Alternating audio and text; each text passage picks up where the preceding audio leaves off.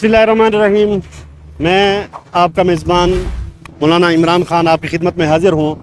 आज मैं हज़ारा डिवीज़न के ज़िला एबटाबाद में मौजूद हूँ और हमारी कोशिश होती है कि जैसा कि मैंने मुख्तलिफ़ इंटरव्यूज़ किए, जो लोगों की बेहतरी के लिए लोग काम करते हैं, चाहे इल्मी हवाले से हो चाहे मुआशरती हवाले से हो, हमारी कोशिश होती है कि लोगों में जो बेहतरीन तरीके से अवाम उन्नास के लिए काम करते हैं उनका तारुफ करवाया जाए।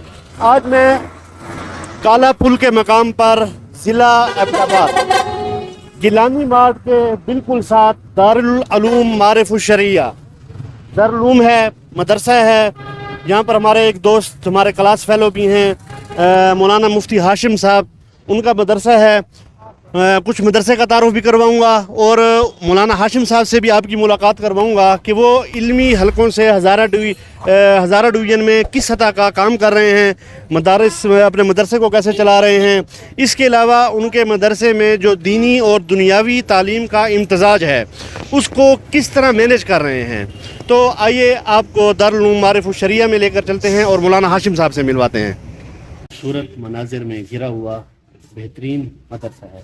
आइए अब आपको दफ्तर एहतमाम में लेकर चलते हैं, जहाँ मौलाना हाशिम साहब बैठे हुए हैं, जो इस मदरसे के मोहतमिम भी हैं, मुफ्ती भी हैं। मुफ्ती हाशिम साहब क्या हाल है? अस्सलाम वालेकुम। हमारे दोस्त हैं, हमारे साथ कराची में जामिया रशीद में हमने इकट्ठे पढ़ा है, हम क्लास फेलो भी हैं। अब हम इनसे तफसील इंशाल्लाह मुलाकात करते हैं। सबसे पहले तो मौलाना मुफ्ती हाशिम साहब, हमें तो आपका एक तालीमी दौरानिया मालूम है, अपने नाज़रीन को बताना चाहेंगे कि आप अपना मुख्तसर तारुफ़ करवाएं और आपने तालीम कहाँ कहाँ से हासिल की। अल्हम्दुलिल्लाहि व कफ़ा व सलामुन अला इबादिहि अल्लज़ीना इस्तफ़ा, अम्मा बाद। सबसे पहले मैं आपका और आपकी टीम का इंतहाई मशकूर हूँ कि आप जो है वो अपने कीमती औक़ात में से वक्त को फ़ारिग़ करके हमारे यहाँ हमारे इदारे में तशरीफ़ लाए। मुख्तसरन अपना तारुफ़ मैं इन अल्फाज में कर सकता हूँ कि FA तक मैं Pakistan international public school and college Abbottabad के नामवर तालीमी असरी इदारों में से एक है, वहाँ से पढ़ा। फिर मैंने जामिया रशीद का रुख किया और इब्तिदाई मदरसा की जो तालीम है, इब्तिदाई दराजात राबिया तक, चौथे दर्जे तक, वो मैंने वहाँ हासिल की। उसके बाद फिर चूँकि एक पख्तून माशरे से ताल्लुक़ था और बड़ों की निस्बत जो है वो दारुल उलूम हक़ानिया कोड़ा खटक से रही है, तो उनकी हिदायत पर उस निस्बत को ज़िंदा करने के लिए मैं दारुल उलूम हक़ानिया कोड़ा खटक गया और दौरे तक मैंने वहाँ किताबें पढ़ी। फ़रागत मेरी दारुल उलूम हक़ानिया कोड़ा खटक से है। उसके बाद मैंने 2 साल तखस्सुस किया राजा बाज़ार तालीमुल कुरान में जो है। हमारा आपसे दूसरा सवाल यह है कि आप अपने मदरसे का एक मुख्तसर तारुफ़ करवा दें कि आपने इसकी बुनियाद कब रखी और इसका नाम मारिफुश शरिया रखने की क्या वजह है। इदारे का नाम दारुल उलूम मारिफुश शरिया हमने रखा, पहले इसका नाम मरकज़ुल इस्लामी था, क्योंकि मरकज़ुल इस्लामी यहाँ बाकायदा एक सियासी जमात की जो है वो मराकज़ का नाम हुआ करता है, रजिस्टर है उनके नाम पर, लिहाजा हमने फिर बाकायदा इस नाम को बाद में तब्दील किया। दारुल उलूम मारिफुश शरिया, शरई उलूम पढ़ाए जाते हैं यहाँ पर और उलूम की आमाजगाह है, लिहाजा इस वजह से दारुल उलूम मारिफुश शरिया नाम रखा। सन 2002 में इसकी हमने बुनियाद रखी। यहाँ जो है वो तालीम बुनियादी दीनी उलूम, यहाँ तहफ़ीज़ुल कुरान है और उसके अलावा मुतवस्सितात और उसके अलावा जो है यहाँ दर्जा सानिया तक फ़िलहाल हमारी जो कैपेसिटी है उसके मुताबिक हमने यहाँ दर्जात सानिया तक रखे हुए हैं। दारुल इफ्ता का शोबा भी यहाँ मुतहर्रिक है। मुस्तकबिल का जो आपका जो विज़न है ना, वो क्या है आपके अपने इदारे के हवाले से? मुस्तकबिल का विज़न तो हमारा ये है कि चूँकि आज का जो दौर है इसमें दीनी और दुनियावी उलूम का इम्तिज़ाज जो है, क्योंकि हदीस में अभी आता है मा अहसन दीन व दुनिया ज़ज्तमा, दीन दुनिया जब जमा हो जाए एक मुश्किल काम है, लेकिन ये बहुत जो है वो ऊंची चीज़ है, आसान काम नहीं है। اس حوالے سے جو ہمارے یہاں بر صغیر پاک و ہند میں جو ملا اور مسٹر کی تفریق پیدا کی گئی، ان دو طبقات کو جو آپس میں ایک دوسرے کے مخالف کیا گیا، جس کا نقصان یہ ہوا کہ دنیاوی جتنے بھی طبقات ہیں وہ دین سے علیحدہ ہو گئے اور ان کی زندگی میں دین نہیں ہے، جس کی وجہ سے پورے مملکت پر اس کا اثر ہے کہ وہ خدا شناسی اور بہت سی ایسی چیزیں ان میں کم پائی جاتی ہیں، جس کی وجہ سے ہمارا وطن جو ہے وہ آج کرپشن کے دلدل میں پھنسا ہوا ہے. تو یہ ایک بہت ضروری میں سمجھتا ہوں کہ یہاں جتنی بھی دینی دنیاوی تعلیمی ادارے ہیں ان میں دین دنیا دونوں کی علوم ایک ساتھ ہونی چاہیے، یہ فرق کو ختم کرنا چاہیے. اسی لیے ہم نے جو ہے ہمارا ارادہ مستقبل کا ویژن یہ ہے کہ ہم یہاں پر باقاعدہ یونیورسٹی تک جو ہے وہ دینی امتزاج کے ساتھ، دینی سوچ فکر کے ساتھ لوگوں کو یہاں باقاعدہ گروم کر کے ان کو دنیاوی علوم سے بہرور کریں، اپنے میدانوں میں ان کو قابل بنائیں. ہم چاہتے ہیں کہ جس طرح دنیا میں دینی علوم میں نام ہے مدارس کا، تو پاکستان کے مدارس کا، تو اسی طرح دنیاوی علوم میں بھی یہ مدارس وہی کردار ادا کریں کہ دنیا کے جو تحقیقی بڑے ریسرچ انسٹیٹیوشنز ہیں ان میں ہمارے جو ہے وہ مملکت کے بھی اداروں کا نام آ جائے. یعنی کہ آپ کا کہنے کا مطلب یہ ہے کہ مستقبل میں آپ اپنے ادارے کو کسی بورڈ سے منسلک بھی کرنا چاہتے ہیں، کالج سے بھی، اور کسی یونیورسٹی سے فیکلٹی تک کی بھی منظوری لینا چاہتے ہیں، یہ آپ کا ویژن ہے؟ جی انشاءاللہ یہی ہمارا ویژن ہے.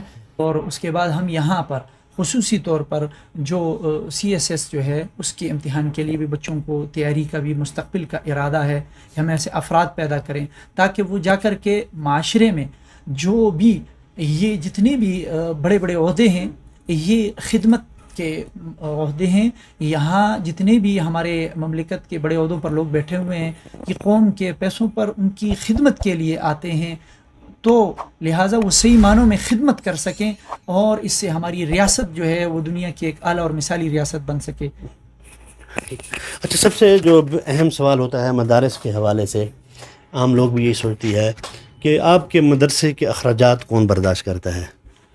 مدرسہ چونکہ ہم نے خود باقاعدہ جو ہے وہ اپنے طور پر بنایا ہے اور ہمارا تعلق خود جو ہے ایک تجارتی خاندان سے ہے.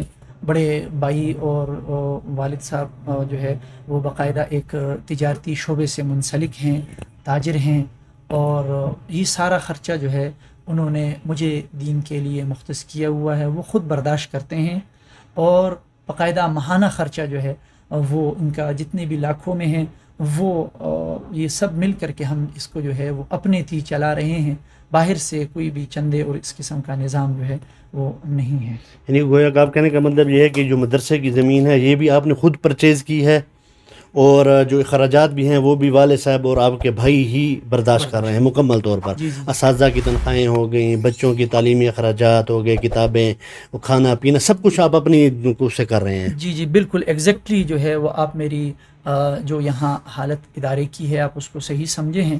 ہم اس مدرسے کی جتنی بھی بچوں کی ضروریات ہے تعلیمی حوالے سے اور ان کی جو ہے وہ صحت کے حوالے سے، کتابوں کے حوالے سے ان کو جو ضروریات پڑتی ہیں، اور اس کے علاوہ تنخواہیں جو اساتذہ کی ہیں اور ان کے لیے جو باقاعدہ چلانے کے لیے ان کو روزمرہ کی زندگی کے راشن وغیرہ چیزیں، یہ ساری جو ہے یہ ہمارے بڑے بھائی حضرات ہم خود برداشت کرتے ہیں، خود اس کو چلاتے ہیں. ماشاءاللہ آپ دین کی بہت زیادہ خدمت کر رہے ہیں. اللہ تعالیٰ اس کو آپ کو اس پر استقامت دے اور قبول و منظور فرمائے. اچھا، اس کے بعد یہ ایک سوال ہے کہ مدرسے کے علاوہ جو ہے نا وہ آپ کی کیا مصروفیات ہیں؟ مدرسے کے علاوہ جو ہے میری مصروفات یہ ہیں کہ میں باقاعدہ یہاں جامع مسجد سمندر خان میں مسجد ہے، وہاں پر خطابت جو ہے وہ ذمہ داری سے میں منسلک ہوں، میرے اوپر ہے. اس کے علاوہ میں وہاں روزمرہ کی بنیاد پر درس قرآن اور لوگوں کی جو دینی رہنمائی مسائل شرعیہ اس کے حوالے سے وہاں ہر روز جو ہے وہ 1 گھنٹہ لوگوں کو دیتا ہوں، یہ ذمہ داریاں. اور اس کے علاوہ میں جمعیت علماء اسلام سے جو ہے وہ منسلک ہوں اور جمعیت علماء اسلام کی تحصیل اور ضلع کی سطح پر مجلس عمومی، مجلس شورا کا رکن ہوں. اور باقاعدہ طور پر 2013 میں نے یہاں سے جمعیت علماء اسلام کی جانب سے یہ ضلع ایبٹ آباد سے صوبائی سیٹ پر PK 46 پر الیکشن کنٹیسٹ کیا ہے.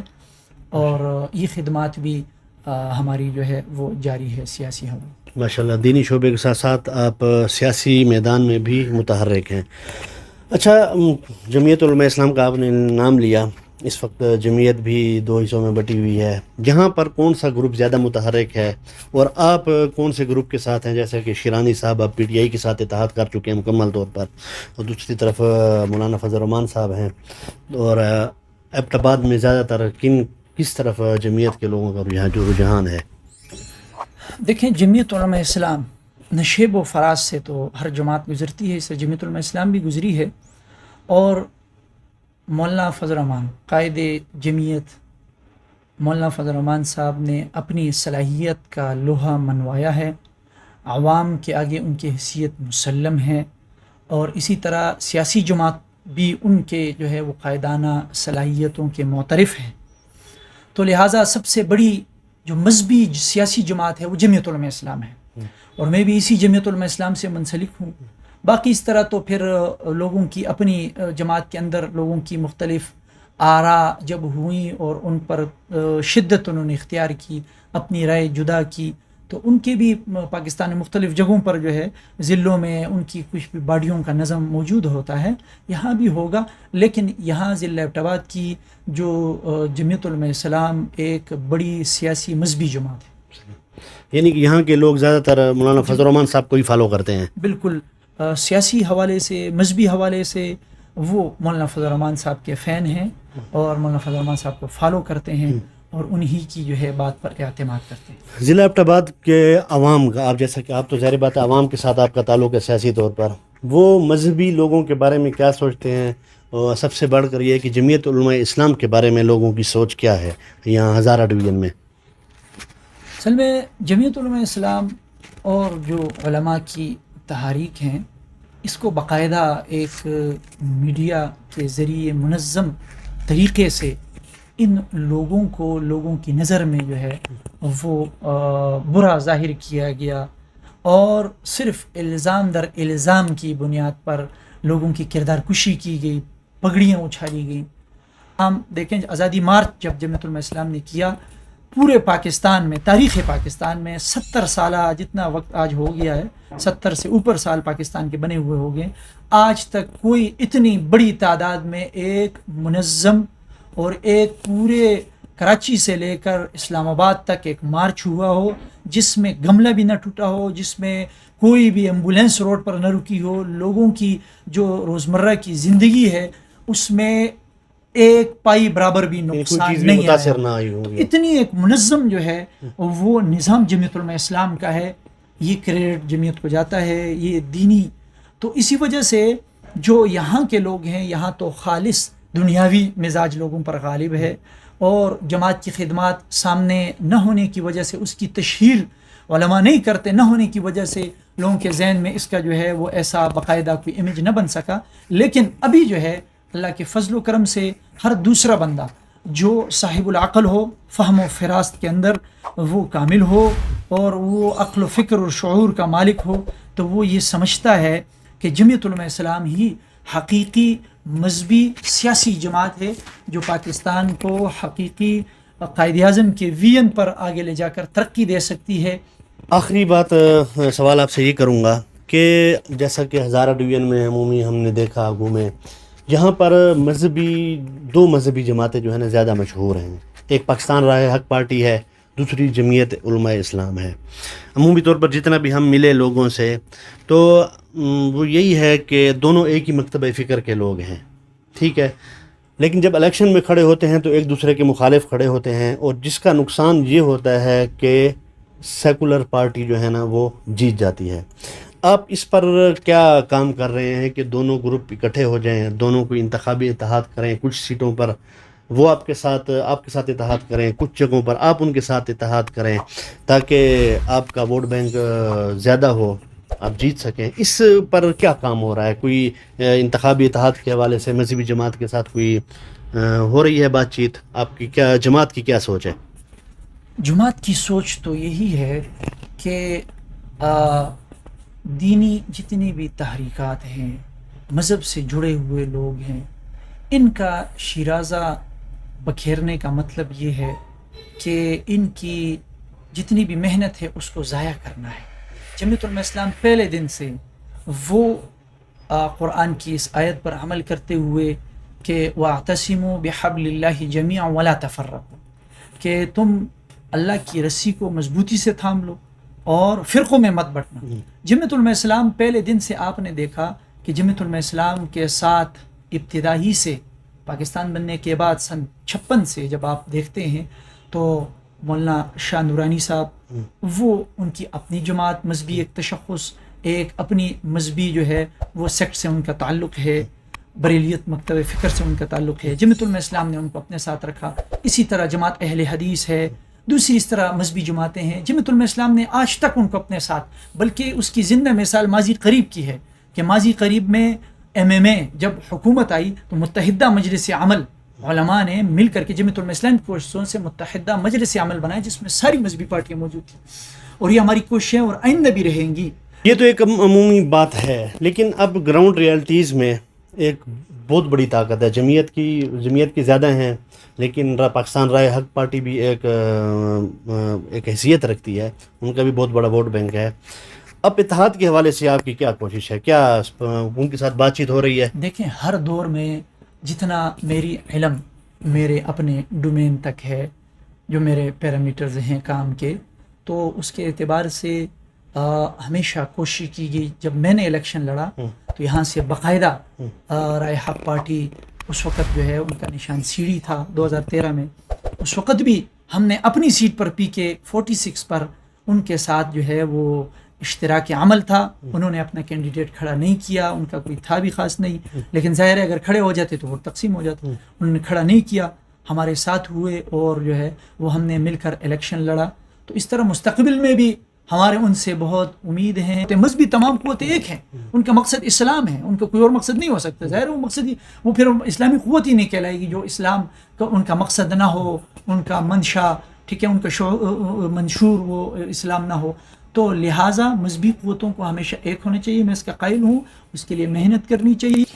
جزاک اللہ مفتی ہاشم صاحب، بہت بہت مہربانی آپ کی، آپ نے اپنے قیمتی وقت میں سے ہمیں ٹائم دیا اور اپنے ادارے کا تعارف کروایا، مستقبل کا ویژن بتایا، اور جمعیت علماء اسلام کے حوالے سے جیسا کہ آپ ان سے منسلک ہیں ان کا مستقبل کے ارادے بتائے، اور انتخابات کے حوالے سے، جمہوریت کے حوالے سے مختصر بات کی. تو ہم آپ کے بہت شکر گزار ہیں. جزاک اللہ، بہت مہربانی. ڈاکٹر محمد عمران صاحب، مولانا عمران صاحب اور آپ کی ٹیم جو دوسرے علماء کرام ہیں جو باقاعدہ اس سوشل میڈیا کے حوالے سے انتہائی متحرک کردار اسلام کے لیے، مولانا داؤد کوہاٹی صاحب، مولانا عمر فاروق کوہستانی صاحب، جو کہ ہمارے انتہائی محترم، ہمارے بڑے، میں جو ہے ان کو مانتا ہوں. تو ان حضرات آپ سب کا میں بہت شکر گزار ہوں کہ آپ نے اپنا قیمتی وقت جو ہے وہ نکالا اور ہماری وہ کمزور آرا کو اپنے جو ہے وہ اس سوشل میڈیا کے ذریعے سے اس کو آگے پھیلا رہے ہیں. جزاکم اللہ. السلام علیکم.